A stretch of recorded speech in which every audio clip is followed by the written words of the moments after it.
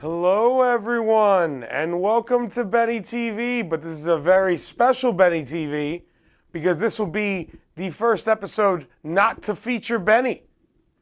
One second, I'm just going to knock this out of my way because I forgot to do that 30 seconds ago. Hello, everyone. In case you were wondering, I am Ryan Rizzuti, son of Benny Rizzuti, and this is the takeover of the Benny TV show.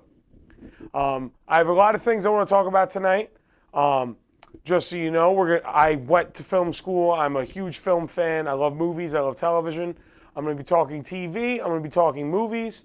I'm going to be talking one specific series in particular in a little bit. I'm going to be talking about the Mighty Ducks and why I think Mighty Ducks is one of the greatest trilogies of all time, right up there with some of the greats, if not second or first sports trilogy of all time, depending on who you ask.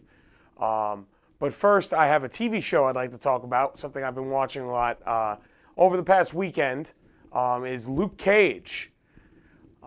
Luke Cage, the hero of Harlem. He's not from Harlem. The Bulletproof Man, Luke Cage, Power Man, as he's called in the comics. It's season 2, just came on Netflix on Friday. I will be talking spoilers up until episode 6.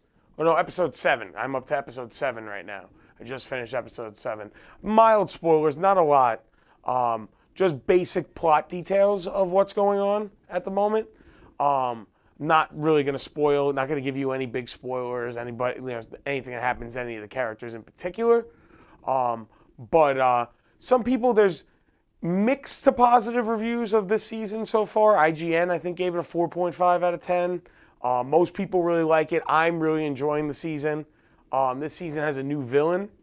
We have a photo of him. His name is Bushmaster, and he's Jamaican, and he's here for Harlem. Harlem is his.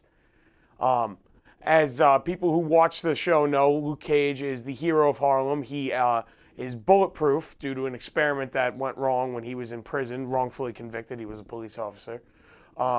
And now he's going up against Bushmaster, who is the only person who's able to actually go one-on-one with Luke Cage without any sort of super suit or anything or any special weapon. He does have supernatural powers, but that's in a lot of the marketing for the season. I really like it so far. I think it's a lot of fun. I love Luke Cage. I love what they're doing. They incorporate a lot of musical elements. There's almost a little small musical segment in every episode of stuff that's going on, so I really like that. Also, everyone, please share on Facebook. Please be sure to also like the Strong Island Radio and Television Facebook page. Please share with everyone you know. I'd like to get more people to watch this, and I'd like to continue doing this maybe on a monthly, bi-monthly basis of me taking over my dad's show and locking him in his car as he gets here, which is what I did. So, like I was saying, Luke Cage. Luke Cage is really great. They do a really great job with incorporating it with the other Marvel shows because he's the hero of Harlem. He's protecting Harlem, but a lot of these shows take place in the 5 boroughs.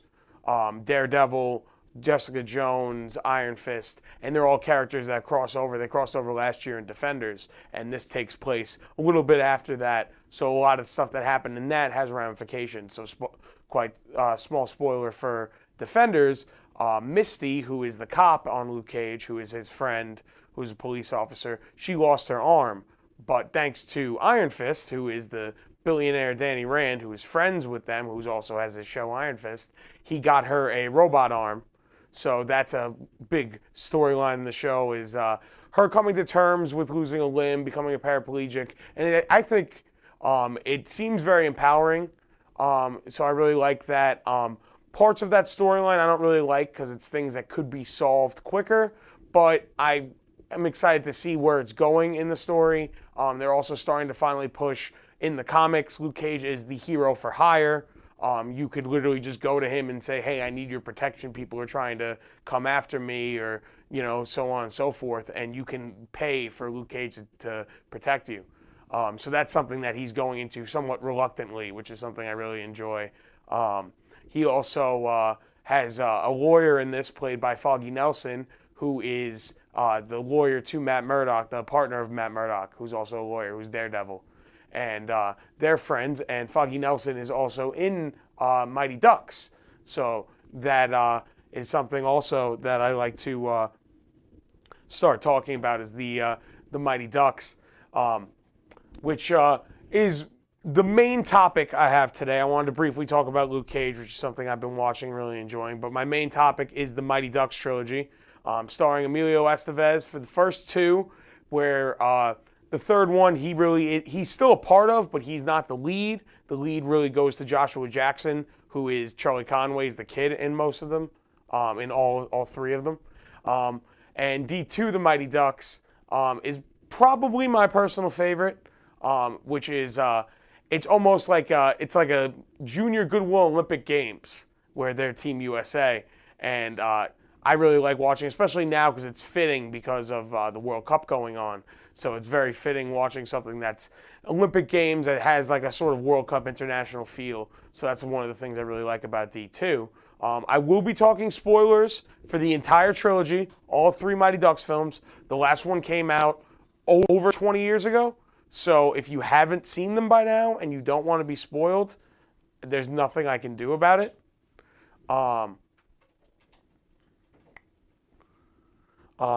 It was a little dark. I decided to use my mental telepathy to bring the lights up because my face is really dark at times. And no one knows I'm doing this right now. Nobody knows that I'm here. I just I threw my dad in the car and I just turned everything on and like nobody knows I'm in here. I'm having so much fun right now. It's great. Like hopefully if you hear sirens, I think we'll be fine. I gave him a water bottle. He'll be all right. The show ends at like 7:45. We're gonna be like 7:50. He'll be okay. I'll get him a pizza. We're gonna be all right.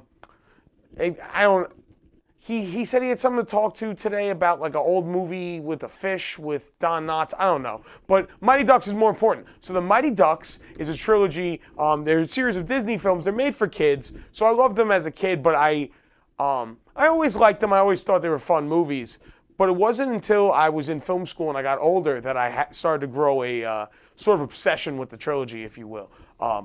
I have been making this is 15 pages of stuff on the Mighty Ducks trilogy that I've written throughout my entire college career. I tried to get college credit. I kept, like every teacher, I was like, please give me credit on this essay that I wrote about the Mighty Ducks. And all of them said no. And it really disappointed me. And I just needed to take the opportunity to take over, which is what I did. Like I said, please share, please like, and please follow the Facebook page of Strong Island Radio and Television. I really appreciate it. I also work here from time to time doing engineering, and I really love it here. But hopefully they'll keep me. They don't know I'm here. But, it's going great. So the Mighty Ducks, I have a photo of the entire cast of the Mighty Ducks. This is, I believe, the second one. I believe this is D2. This has the cast, the crew, some of the director, some of the writers. The writers were the people who really pushed it on. But the Mighty Ducks trilogy is something I really got into because I realized that it has a lot of really core beliefs and strong things that go throughout the entire trilogy. And there's character arcs where each character, for the most part, some characters don't have an arc in each film, but most of them have an arc that goes through the entire series, or at least their reign in the series, because some characters only be in one film, some are in two. There's a good chunk that are in all three. And they all have some sort of arc where they do change over time, and that's something that I really like, because in a film, in a series, what you want is growth and development of your characters. My biggest issue with the Jurassic Park movie that came out this weekend that I refuse to talk about even though I saw it, I'll talk about it a little bit. You learn nothing about the characters that you didn't already know in the previous film. In these films, you learn a little bit about each character as you go. Not a lot, but you learn a little bit as you go. And each film builds upon that. In the third film, they go to a private school, where the private school, the varsity team, they're the JV team, they get put in because they won the Olympics in the second one. They were a huge thing. It was all over the news. They won the Junior Goodwill Games. It was a really big deal. Their coach, Gordon Bombay, wanted to make a shoe designed after him. He was talking with Kareem Abdul-Jabbar. He had an agent. They were a big deal. They were a big deal. I don't know why we don't talk about Junior Goodwill Olympic children's hockey anymore, but in the 90s, it was a big thing. Everybody loved it. It was a really big thing. And I love the Mighty Ducks films. And in the third film, the varsity, the villains in the varsity, they hate them because of how successful they are and because they're not rich and successful like them when they're Olympic athletes and they're much more successful than them. And that's something that is a big deal in the film because it has like an almost, it deals with respect and it deals with how it is coming from different places, poverty and so forth. And those are things that you wouldn't really expect from a kid's film, let alone a kid's sports film. And I think they do a really great job showing that because these are just kids from Minnesota. Some big chunk of them are from Minnesota, from this little Pee-wee division hockey team in the first one that was a terrible team until a drunk, alcoholic attorney who was one of the best attorneys in all of the land somehow got a DUI, and the only way he could get out of it was his boss was like, "You're going to coach this Pee-wee hockey team." And he didn't want to do it. He's like, "I don't want to coach this Pee-wee hockey team. It's a terrible idea. I don't want to do that." But he decided to do that, and it changed his entire life around. He was a guy whose life was going nowhere. Yes, he was extremely successful, but he was egotistical. He had very few friends. He didn't really have a family. He let a lot of the things on his life go behind. But one of the things in his childhood, he was one of the best up-and-coming hockey players. He had a chance to go to the NHL, to go to the minor leagues, and he decided not to due to the passing of his father and a couple other bad things that happened in his life, due to also him being in hockey and being on this team called the Hawks, who was one of the best teams in all of Pee-wee hockey. I don't know. You can look them up. The Hawks. They're very popular. And they had this coach. He won every championship every year except one, and it was because of Gordon Bombay, played by Emilio Estevez, that caused that. And that broke him. He hated hockey after that. He went on this path to become an attorney and to become he became a lowlife, in lack of better terms. A rich lowlife, but a lowlife nonetheless. And it takes the first film and these kids and him meeting these kids and him having a connection to these kids. First, they don't like him. He doesn't like them. But then over time, they start to form a bond, and they help him become a better person. By the end, he stops being an attorney. He doesn't want to be an attorney anymore. He helps the team win a championship, beating his old team and the coach that he hated after all these years for how he used to treat these kids, and himself included. And he decided, I'm not going to go that way. I'm going to treat the kids better, and we're going to have fun, because hockey's about having fun. It's not, militant. You see in a lot of these movies of coaches that are very militant. He didn't want to be that. Gordon Bombay didn't want to be that coach. He goes down that path at one point in the second film, which is a great arc for his character. He starts to become that guy, the guy he hates, and he is able to turn that around. And it's the kids, because the kids are the core. It's all about family. The entire trilogy is based upon family.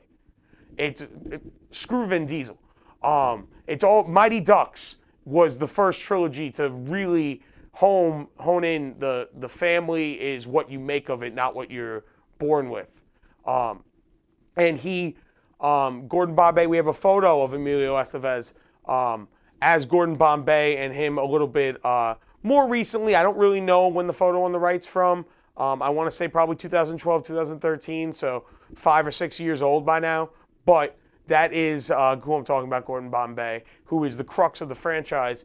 But one of the great things about this franchise is they passed the baton in the third one to another character to become the lead, which is something I find really great and I thought was a great addition, because his storyline kind of ends in the second one. There's really nowhere else to make it unless you do something that a lot of films do, where they pull the character back.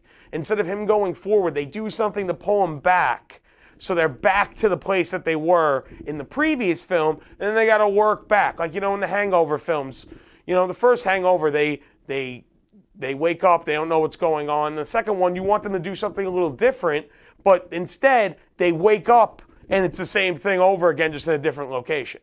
That's not what you really want. You want them to keep going forward, to try new things. Whether you like it or not, you don't want a rehash of the previous thing. That's a big thing, the Beverly Hills Cop franchise.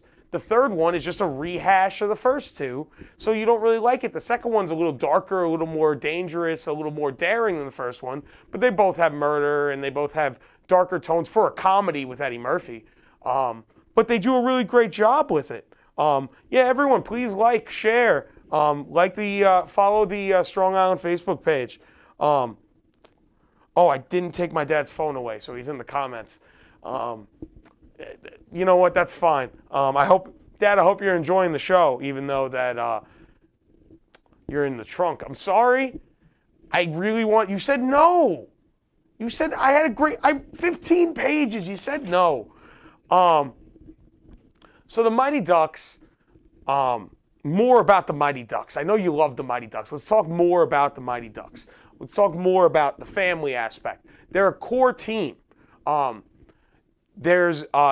the first one, he becomes a better person. The first film ends with Emilio Estevez, Gordon Bombay, deciding to stop being a lawyer, and he gets a deal being a minor league player in hockey and going out for his dream of finally making it to the NHL. And he's good. He's a good player. He's not the greatest, but he's good. He's good enough to, at an older age, make a contract for the minor league hockey. That's pretty impressive. But the second film starts with him getting hurt in the minor leagues, and he has to come back home, so it's a little bittersweet. So they do have to pull the character back a little bit, but they pull him back so that they can use him to still coach the team, but it's an up the game. It's not just, come coach the team again, and it's a D1, and you're playing in the same division, or you move to another division. No.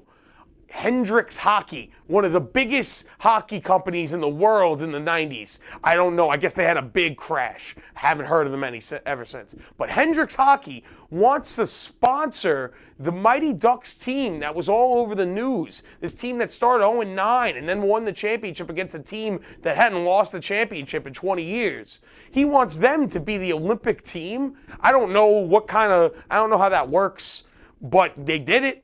They did it. The 90s were a different time. You couldn't do that now, not in 2018, but the 90s are a different time, So we have a photo. This was in the news back then in this fictitious universe. The championship Ducks, the top is the people who were from the first film that went to the second movie, that core team. You got Goldberg, the goalie, one of the best characters. You have Adam Banks, who is the overall best player of the team, but you have the captain, Charlie Conway, who does become the main character. This film is where it starts he shares equal time, I would say, 50-50 between Bombay and Charlie Conway. And then the bottom five is the new group. These are 5 people that were 5 of the best players from all around the world that they decided to join this team. One of them was a figure skater that they decided to have play hockey. Kenny Wu, all the way on the right. He's amazing. You gotta watch Wu.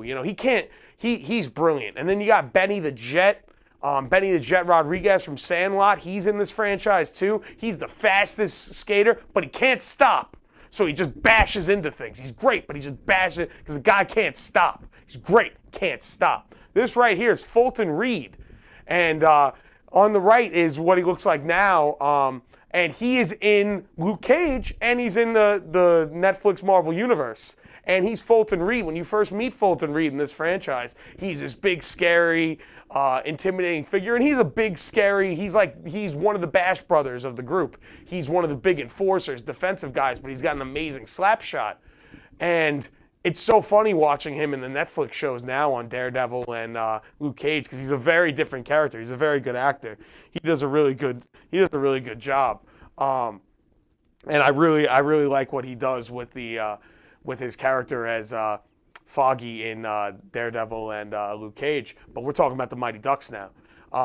And Mighty Ducks, in the second one, it's a really fun thing they do where you have that family aspect that I'm talking about. And then you bring 5 new guys that are supposed to be these amazing players, and they have this immediate, we don't like each other. Like, what are you better than me? Blah, blah, blah. And luckily Gordon Bombay is such a great coach that he's able to go past that, and he's able to use fun games and different things where he plays roundup, different fun stuff. If you haven't seen the franchise, I highly recommend it. They're fun movies. They're really fun. They're fun films. Some of the best films. I think I'm giving you really good things about why it's one of the best films, yeah, that's right, Brian. I'm never going to stop. Can't stop. Can't stop, won't stop. Can't stop the beat. So in the second one, they do some really great stuff where they go into this junior Goodwill Games, this Olympic Games, and they're the heavy favorite, which they don't really explain why, but, they're the heavy favorite. They're all over the news. Emilio Estevez, Charlie Sheen's brother. He's the coach of the team. Maybe that's canon. They don't really say. But they go up against Team Iceland. Iceland is the villains in the second one. Also, there's a couple of things in all 3 films that stay the same. They always, in all 3 films, they're a different team and then become the Ducks halfway through or towards the end. They're District 9 or District 12, one of the districts in Hunger Games in the first one. And then they're Team USA in the second one. And then they're the JV team, the Junior Varsity Warriors for Seton Hall in the third one. And they become the Ducks. They have to regain their Duckness in a way. But they never truly lose it. You never really truly lose your quack, But the Ducks they mean a lot to me, if you can't tell. The Ducks mean a lot to me. Yes, Christy, I notice you.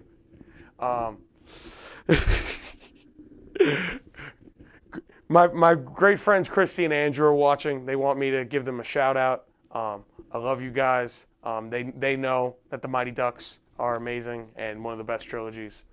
They vote yes on it. Tell your friends more. Guys, please share. Like and follow the Strong Island Facebook page. Please go to StrongIslandRadioandTelevision.com. They have a lot of great shows on here. Most of the shows don't talk about the Mighty Ducks. It's just me. But more about the trilogy. Here we go. Here's some good notes. They all start out with one thing. They become a different team. Every villain that they face, their big rival in each film, all wear all black.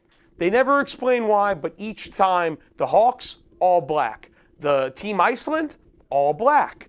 The varsity team, all black. And I guess that's to really show, they're always white. They're the good guys, the black guys has the symbolism there. There's some very good symbolism throughout the franchise. They also, the Ducks team are the only teams in every film to have female players on the team. They always have at least 2 female players. There's always 2 female players. I believe Connie is always on the team, and then there's one girl in the first one that they change over, and then the second one, they add a goalie who's better than Goldberg the goalie, but they don't start using her until the third one. They use her in the last shot. She wins the entire Olympics. Spoilers, they win. I said it like 3 times before. I don't know why you didn't hear me. They win the Olympics because of her in the penalty shot, because she's an amazing goalie. And then the third one comes and she becomes the goalie. And Goldberg's like, wait, I'm not the goalie anymore? Yeah, because you're not that good. She is an Olympic athlete. They handpicked her. You just happen to be on this team with Emilio Estevez. That's the whole thing. Space Jam is great. My friend's saying Space Jam over Mighty Ducks. Space Jam is great. More recently, people have been coming out against Space Jam. You can look that up online. People don't like Space Jam as much as they used to. I love Space Jam. It was the first movie I saw in theaters as a kid. I think Space Jam is amazing. I have a lot of fun watching Space Jam. But storyline-wise and character-wise, it doesn't touch the Mighty Ducks. There's no character arc with the Bugs Bunny, The Bugs Bunny. The Bugs Bunny doesn't have a character arc. But yes, this is my college thesis paper. They wouldn't give me credit, and now I bring it to you. I bring it to you now. I have another photo from D2 Mighty Ducks. No, the one that you just had. Yeah, that one. You go to that one. You got Hans on the left. Now, Hans is a very important character to Gordon Bombay and Charlie Conway. You have Charlie Conway on the right, Gordon Bombay in the middle. The teacher is the woman on the third to the right. I forget her name, but she's only in the second one. But she's nice. She's a nice lady. She teaches them. They learn things from her, so she's good. She has a nice purpose.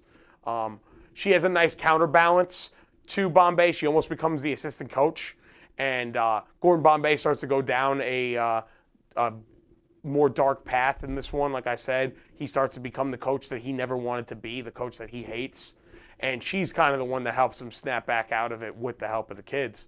But Hans, that was in that photo, is a very important character because Hans is the mentor of Gordon Bombay and then becomes Charlie Conway's mentor because he is the owner of the local skate shop, and he's the one who always encouraged Gordon Bombay into hockey and always encouraged him to get over all of the demons that was holding him back. And he's one of the first things that come back into his life in the first one, and then he stays in his life throughout all of them. Actually, no, wait, I'm wrong. That's not Hans. That's Hans' brother, Jan. There's Han and there's Jan. So for some reason in the second one, Han's gone. He went back to the country that they're from, and then Jan comes over. They don't explain why, and then Han comes back in the third one. He dies. Sorry, Han dies. It was very sad. It's a big part of the third one. But yeah, so there's Han, and there's Hans, and then there's Jan. Maybe it's Jans, Hans and Jans. But you can look this up. There's a great podcast called the Quack Attack Podcast. I once discussed with them because I was going to make this into a video essay and I never did. You should listen to them. They're a great podcast. They talk exclusively about the Mighty Ducks. They've had a lot of the cast members on the show. It's a really good podcast. And they've said, there might be this whole storyline with Jan we don't know about, and Hans, that they might have a dark criminal underworld we don't know about. That's why you don't see him in the second movie. There's a whole podcast episode dedicated to that. So I would say if you want to learn more about that, the Quack Attack Podcast is where to go. Brian, you don't have an opinion because your girlfriend doesn't watch action movies and doesn't know who Arnold Schwarzenegger is. So, Brian, your opinion is meaningless. I'm sorry. In the court of law, it stands, but in the court of public opinion, it is meaningless. All right, so we have another photo. This is a big part of my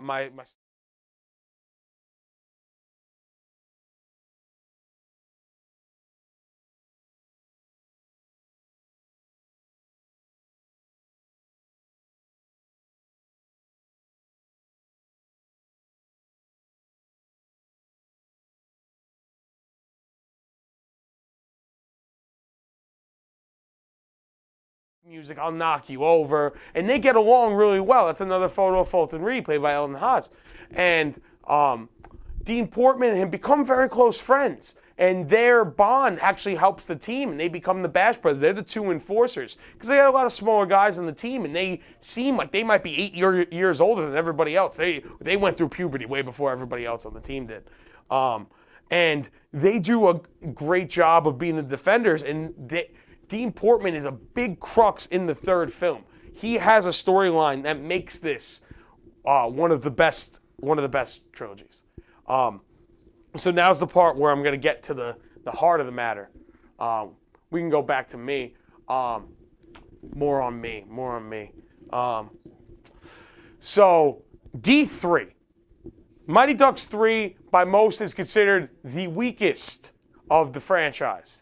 I disagree. I say the first one is weaker than the third one. It's a lot more kiddie. Doesn't have as many good themes, storylines. But the third one, and this is the big thing with the third one. People don't like the third one as much because Gordon Bombay is not the coach anymore.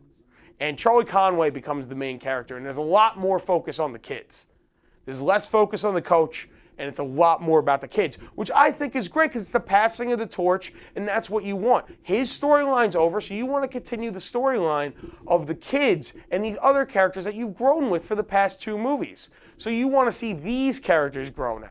And if they did a 4th movie, down the line, I'd like to see Charlie Conway as the coach with a new group of kids. And maybe he brings some of his friends along. That's something I would like to see. But we have a photo here of the coach in the 3rd movie. This is Coach Orion, who he did play in the NHL. But he left it all away because his daughter became ill. And he ends up becoming the coach of Seton Hall JV team because Bombay goes back to being an attorney because he went through everything he needed to in his life, and he realized that he does want to be an attorney, but he's become a better person. And, coaching hockey ain't going to pay the bills in Pee Wee. But he got them into Seton Hall University, which is where the setting is for the 3rd film. And he personally chose Coach Orion. And originally, they don't like him. He takes one of the players, Adam Banks, and puts him on the varsity team because he's always been the best player on the team, and he shows it. Some of the players don't come back. They mentioned Dean Portman doesn't come back. But before I go to that, I want to talk about Adam Banks for a second. Adam Banks, like I said, he's the best player on the team. Here's another aspect that I really like about the films. The way they get him into the team in the first movie is gerrymandering. They use, because the teams are made by district based on where you live, and that's how they design the teams. That's how they do most Little Leagues and Pee Wee hockey. They realized that the lines were wrong, so they were able to get the best player from the Hawks and to get him over by just being like, oh, the districts are wrong, the mapping's off. He's actually supposed to be on our team. So it's gerrymandering. When else are you going to see gerrymandering in a major motion picture? If you want to know more about gerrymandering, actually Arnold Schwarzenegger is a big proponent of gerrymandering. If you just go to YouTube and type in gerrymandering Arnold Schwarzenegger, there's going to be a bunch of videos that are going to come up. I think he did a Vice video about it. He's very against gerrymandering in the way they move the lines. So I would say to look into that. But that's how they get Adam Banks onto the team, is gerrymandering. And then he stays on the team for three movies. That's pretty impressive, And so the 3rd film, like I said, the villains of the varsity team, they're bad guys. They don't like them. We have a photo of the big bully who's their enforcer, played by Michael Cudlitz, who you would know as Abraham on The Walking Dead. He was in this film at a young age as one of the bullies to the kids in the 3rd film.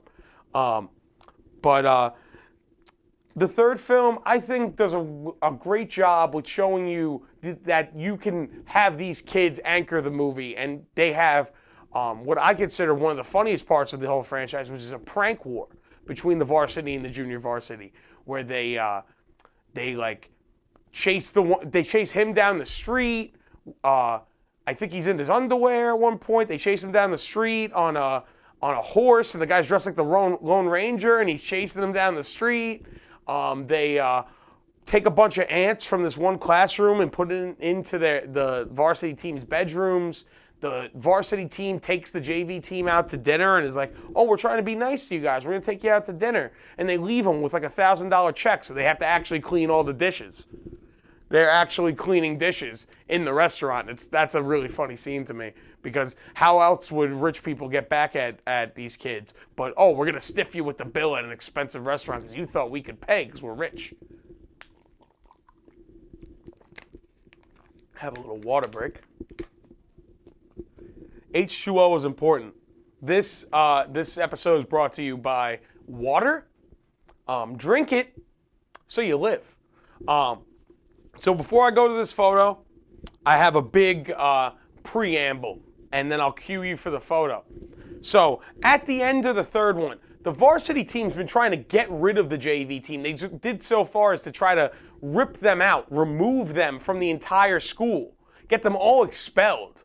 And they try to do that, but then they forget Bombay. Bombay's a lawyer, so they call their attorney, Gordon Bombay. He shows back up towards the end of the movie, and he's like, you can't do that. Lawyer stuff, lawyer facts. I'm a lawyer. I was their coach, but I'm an attorney. Blow. And then they're still back. So they decide we're going to have one last game, JV versus varsity. They have a game earlier on, which is behind closed doors, secret, like 6 a.m. Nobody knows about it. It's hard hitting. It's a really good game. I haven't really talked about a lot about the actual games that take place. While not a lot of the stuff they do would be practically used in a game, there are some things that have been used. You can actually look online and see teams use the Flying V, which is very famous. They use it in every film. And I believe in the second and third film, they go for it and it doesn't work. So that shows that doesn't always work. It's not always going to work. But they have the first game and it gets broken up. And they never get a clear winner. And it was not an official game in the third one. But then they have an actual official game everyone's watching. And it's if the varsity team wins, they're going to leave. The JV, the Ducks are going to leave. But if the Ducks win, not only are they staying, they're not going to be the Seton Hall Warriors anymore. They're going to be the Seton Hall Mighty Ducks.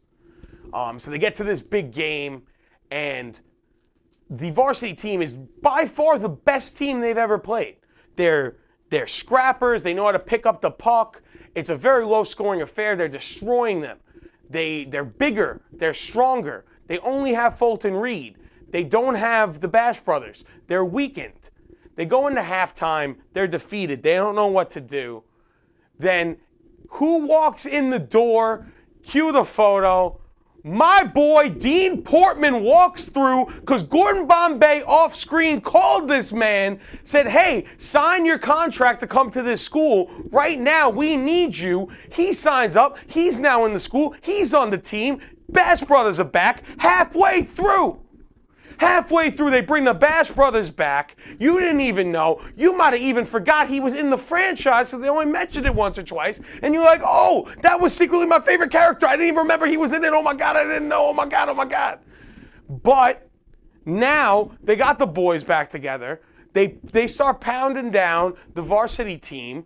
And who wins? But the good team, but the good guys, the Mighty Ducks. You can go back to me now.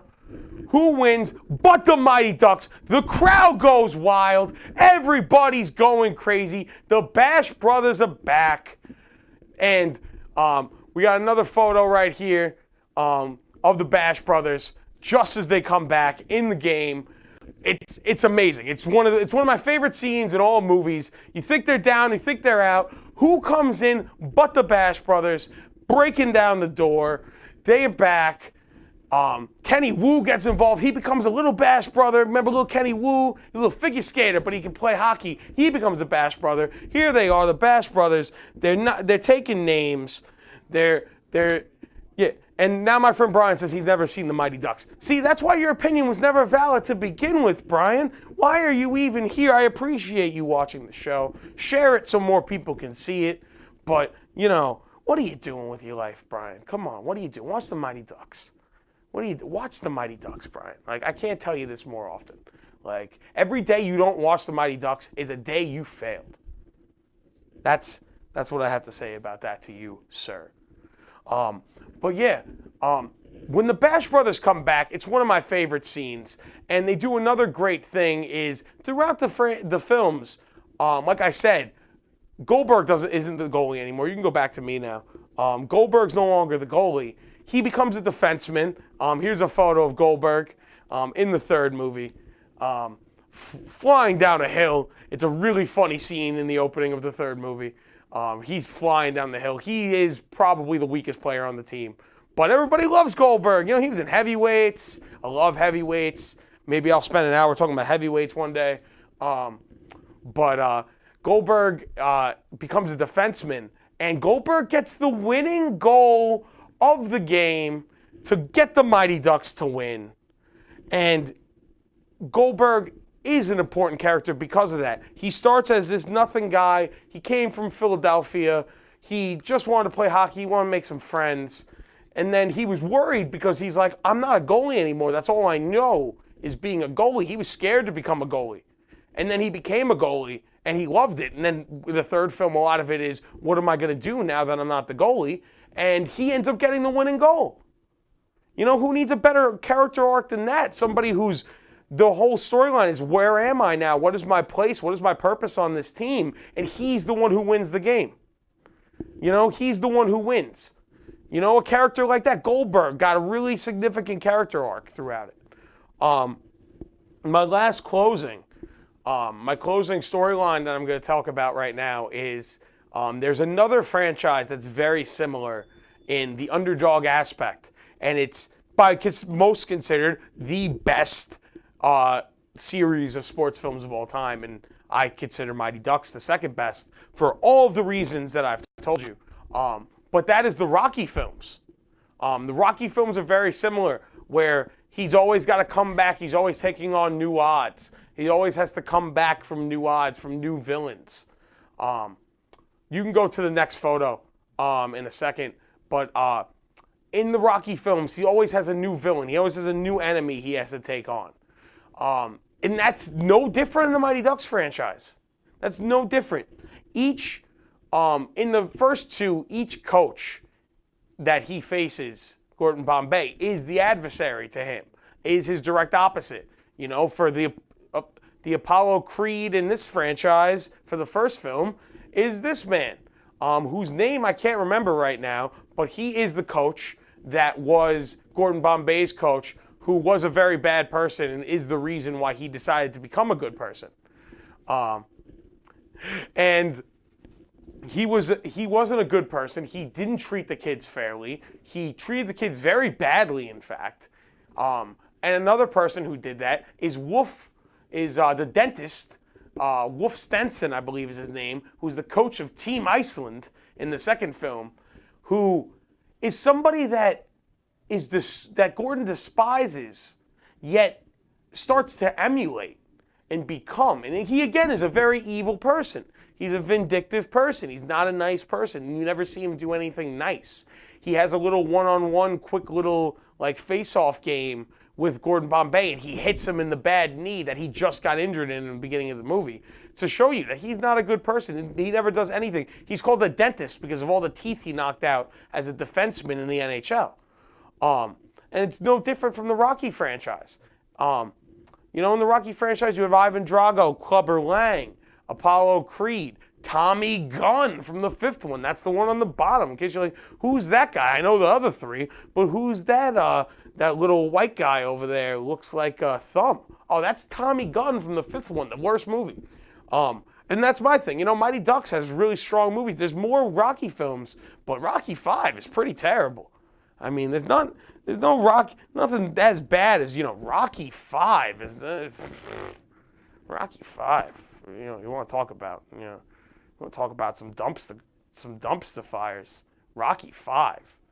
Rocky Balboa saved the franchise, and then you have the Creed films now, which I'm a really big fan of the first Creed. I may or may not be an extra in Creed 2. We'll see. Yeah, I think there's a lot of similarities and between the two franchises. And one of the things I like, instead of the coach being the villain in the third film, the captain of the varsity team is the main villain. Because the captain of the JV team, Charlie Conway, is the new main character. And it's that sort of progression that you don't see in most franchises. That's what makes a great franchise great, is the progression of the characters. That's what you want to see. You want to see a little bit of a more of the same. You want to see them play hockey. You want to see them win. You want to see them be the underdogs. But you want to see them learn new things. You don't want to see them do the exact same thing. Hangover 1, Hangover 2, And then Hangover 3, it was too late. They tried to be too different. But at that point, you're like, no, I saw the first one, and then the second one was the first one. What are you doing making something different? Now I want what you just gave me. So that's how they screwed up. But that's in the Rocky franchise, they constantly are upping the game. And then when they tried to bring Rocky 5, it's him trying to go back to 1. And that's where they failed. That's where they failed, is they tried too hard to pull it back. Balboa did a great job of pulling it back and making it feel like the first one, because it's oh, can the champion now, the guy who's this young, amazing champion, fight Rocky Balboa, who was amazing, but now he's an old man who's been retired for 30 years, 20 years. And can he hold his own against a boxer who is a young, amazing championship boxer? And that's what that film's about, and it brings back the underdog feel of the first Rocky film. So that's one of the things that I think Rocky does great, and I think they do a great job with that as well in the Mighty Ducks franchise. That's all I have left to say about the Mighty Ducks. 15 pages done. That's something I've been wanting to get off my chest for a very long time. We don't have to show any more of the photos. I'm going to wrap up in a second. So we've been talking for a while now about the Mighty Ducks and about films. I really hope everyone enjoyed this. I'm going to do it again. My dad just texted me and he's like, low oxygen, and he didn't fully spell oxygen. So I think I have to wrap this up very soon. But yeah, I really hope everyone had a good time. When this is over, you can rewatch the whole thing if you're just starting to watch now. Guys, please share this. Let everyone watch it. I want to start doing this on a semi-regular basis.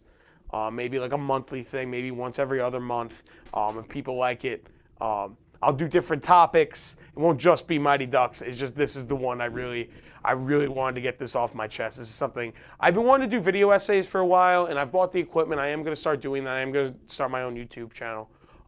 But this is something I've wanted to start it as the Mighty Ducks, and it was just so difficult because it was hard for me to put that into a video essay form. I just need to just kind of talk about it in the way that I did. So I'm happy I did that because I'm going to move on to other things, and that was just something I've been really, for like 3 years, needed to get off my chest.